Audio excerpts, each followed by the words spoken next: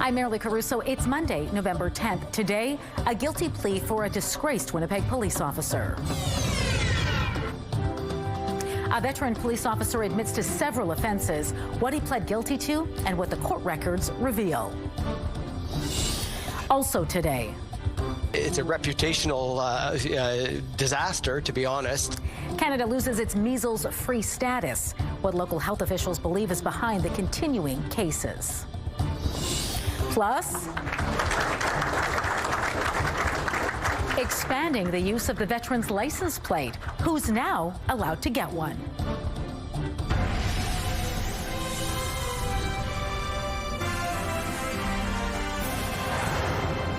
Good afternoon. Thanks for joining us. A Winnipeg police officer has pled guilty to multiple allegations related to corruption and illegal activity. And now he's expected to face time in prison. CTV's Taylor Brock joins us live with the details. Taylor, what do we know about the officer at the center of this? Well, Marilee, the officer's name is Elston Bostock. The constable is a 22-year veteran of the service. On Friday, he pled guilty to several offenses. He admitted to getting traffic tickets voided in return for gifts, as well as sharing confidential police information. Now, he also pled guilty to a troubling charge, indignity to human remains, and a warning to our viewers. Some of the details we're about to share may be disturbing. Bostock's guilty pleas came after an extensive police investigation dubbed Project Fiber. The investigation was launched last year. However, police discovered offenses going back much further. According to an agreed statement of facts filed in court, Bostock also admitted to sharing photos of a partially nude deceased woman he took while on shift in May 2021. In one instance, he texted a fellow officer a photo of the woman, making lewd comments about her. Now, in that investigation, the WPS learned Bostock had committed multiple criminal offenses between 2016 and 2024. This included making 22 attempts to avoid traffic tickets on behalf of associates of Bostock's that were involved in illicit activities. Court heard 12 of the tickets were successfully voided, the majority in exchange for liquor, cigars, and gift certificates. Bostock also shared personal information tied to the registration of vehicles. Taylor, do we know anything about his sentencing? Well, court heard he will serve prison time. Now, the exact amount is to be determined. A tentative sentencing date is set for January 13th. All right, thanks for this, Taylor. Canada has lost its measles-free status after close to 30 years. The news comes on the same day Manitoba Health warned of another new measles exposure site in Winkler. People who were at the Outpost Grill at the Co-op Cardlock on October 25th and 26th could have been exposed. The virus has been popping up across Manitoba and the rest of the country since October of last year. There were just 18 cases of measles in our province between the years 2000 and January of 2025. There were more than that now in October of this year alone. Fundamentally, it's because of reduced vaccine uptake, particularly the measles, mumps, rubella, and varicella vaccines that are universally offered to kids at the age of 12 months, and again in kindergarten or shortly around that time. There's been a multitude of reasons for that: vaccine skepticism, anti-vaccine sentiments, and access issues, of course, have to play a role, particularly during the pandemic when we had more difficulty accessing health care. CTV's Jeff Keel is working on this story. He'll have more on the local response to the loss of our measles-free status coming up at 6 o'clock. More people are now eligible to use Manitoba's veteran license plate, including former RCMP officers and peace officers. Manitoba Public Insurance, along with the province and the Royal Canadian Legion, have expanded the eligibility criteria for the special plates. To get the veteran's license plate in the past, you had to have 3 years of honorable service with the Canadian Armed Forces. Now, former members of the military, RCMP, peace officers in special duty areas, and wartime service in the Merchant Navy or Ferry Command can get one. Those who finished basic training with the Armed Forces and were honorably discharged can also get a plate. The special license plate is free for eligible recipients. The city is getting ready to revitalize Alexander Docks. It just issued a request for proposals for someone to oversee the partial demolition of the docks in South Point Douglas. The successful candidate will also be responsible for overseeing the site as it's prepared for the overall redevelopment Earlier this year, the Forks unveiled the new design for the area, complete with green spaces, seating, improved lighting, and a new dock. A city spokesperson says it's still in the planning phase and will have a better idea of project timelines once the contract is awarded. The RFP closes December 1st. Meantime, the city wants to hear your thoughts on what Winnipeg's newest library should look like. From now until December 3rd, you can weigh in on the new Mike O'Shaughnessy library theme, design, and potential art installations. You can pick between 3 potential themes: technology, gardens, and seasons. The new library inside Garden City Shopping Center is expected to open late next year. You can give your thoughts on the city's website, or you can visit the mall to meet with planners on November 26th between 4 and 7 p.m.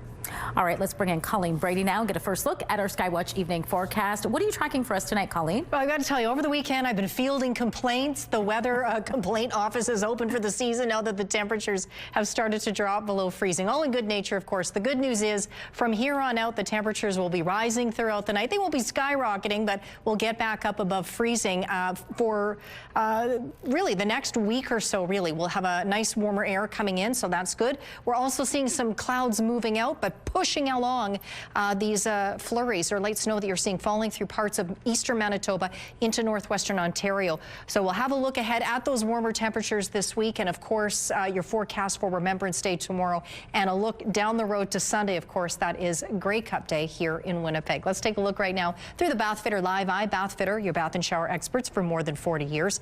In Winnipeg right now, it is -2 degrees. With the wind chill, it feels like -10. Strong south winds right now. The pressure's falling and the humidity is 75%.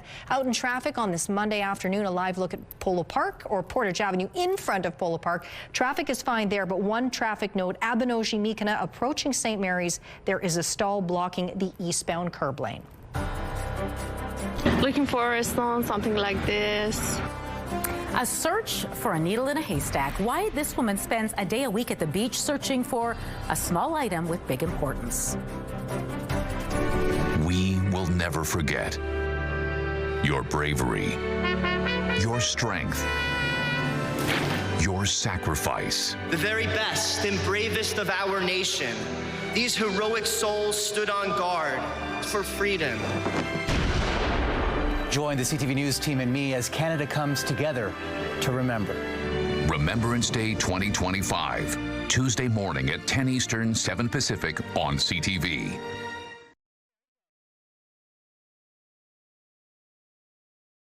More than 13,000 vehicles are being recalled over an engine concern.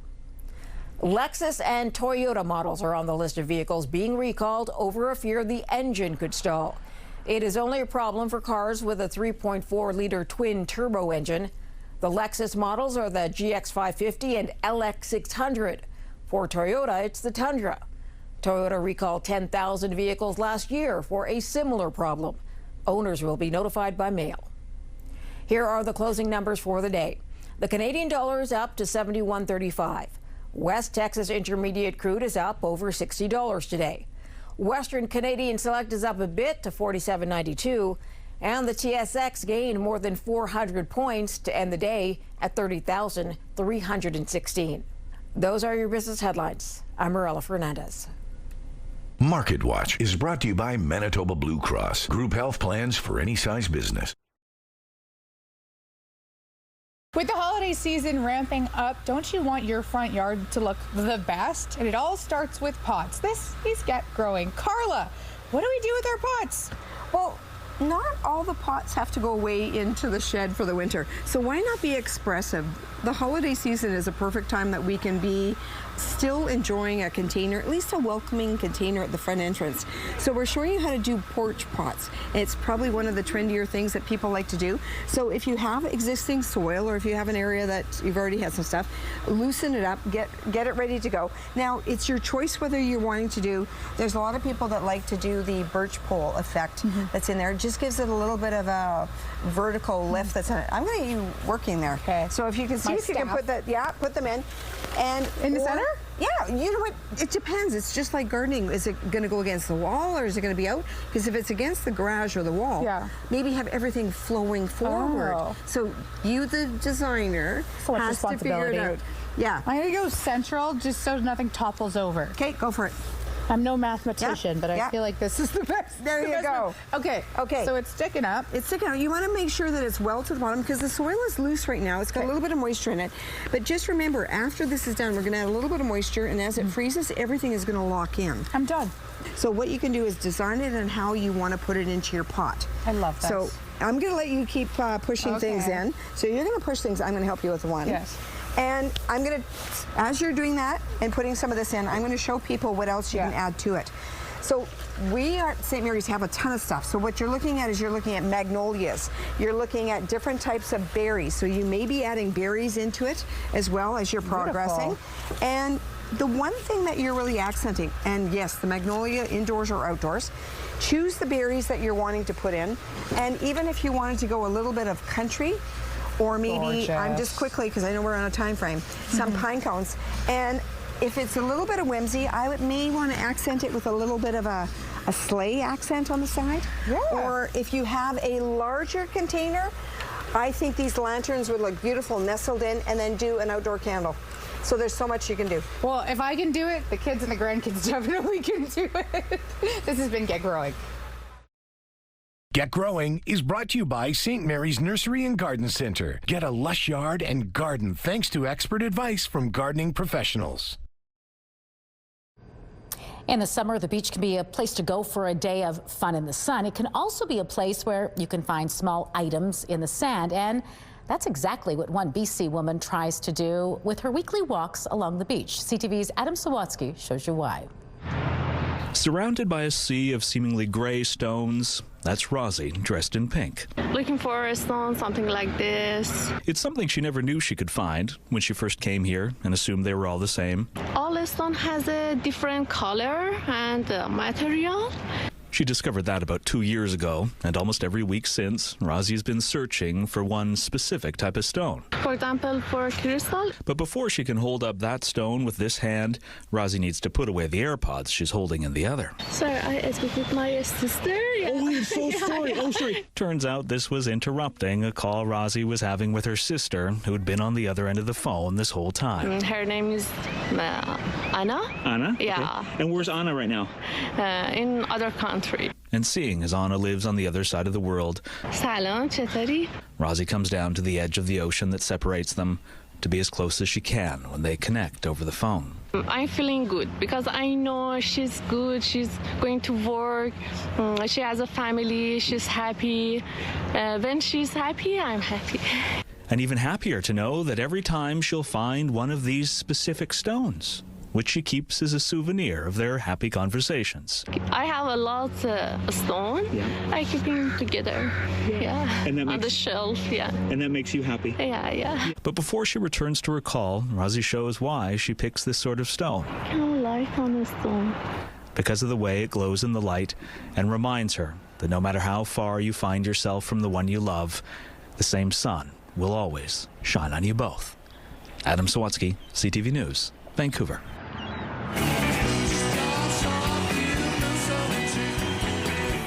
Guess who's coming to town when the legendary rock band will be performing in our city?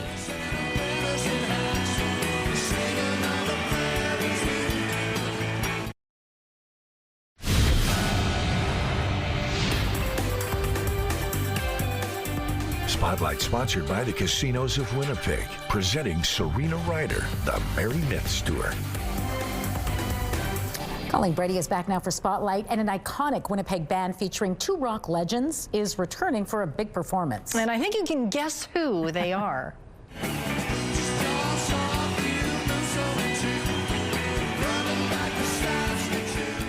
Oh yeah, we went there. Burton Cummings and Randy Bachman will embark on a 2026 tour under the Guess Who name for the first time in 23 years. The tour includes 10 dates and begins in Moncton, New Brunswick on May 26th. The Winnipeg concert at Canada Life Centre takes place on June 5th.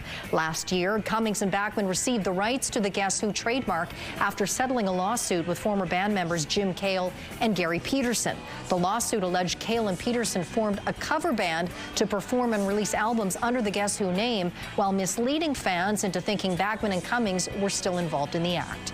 All right, speaking of music legends, another superstar is also coming to Winnipeg. A big show. Bonnie Raitt will perform at Centennial Concert Hall next summer. Bonnie Raitt was a Kennedy Center honoree last year, got the Billboard Women in Music Icon Award and a Grammy Lifetime Achievement Award, but she isn't resting on her laurels, far from it. She's been on tour for the better part of 4 years since the release of her critically acclaimed Grammy Award-winning album, Just Like That. Raitt will be in Winnipeg on June 27th. Tickets for the show will go on sale to the general public this Friday at 10 a.m. through livenation.com. One of the cast members from the Trailer Park Boys is facing some pretty serious charges. Mike Smith, best known for portraying Bubbles on the television show, has been arraigned on a sexual assault charge. Smith was not present in Halifax Provincial Court this morning. The actor was charged on October 2nd in connection with a 2017 incident involving a woman. Prosecutor Nicole Ford says Smith will not be given any special treatment despite his fame in Canada. Smith's lawyer, Stan McDonald, says his client will be tried in court and not in the media. Smith is scheduled to enter a plea in court on December 3rd. The latest installment of the Predator franchise dominated the weekend box office. Merrily, Predator Badlands obliterated the competition. You're after a creature that can't be killed. The 9th movie in the science fiction series brought in $40 million U.S. across North America. Colleen Hoover's Regretting You brought in $7.1 million for second place. And Black Phone 2 held on to its spot in the top 3 with $5.3 million in ticket sales. It was a cool weekend, not a bad idea to take in a movie if you were correct. busy. It will be warming up, as I will tell you all about momentarily. I like the sound of that. Thanks, Colleen. You bet. Your primetime lineup starts at 7 with St. Denis Medical and Stumble. The Voice is on at 8, followed by The Weakest Link and Tracker. It is all right here tonight on CTV. The CTV Primetime lineup is brought to you by Strictly Amish, exclusively in Arborg, Manitoba.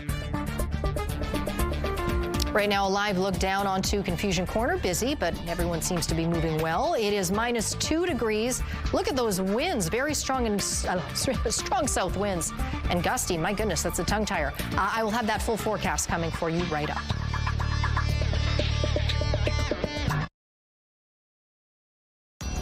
Women's clothing provided by RW & Company. Salon services provided by S&T Spa Salon.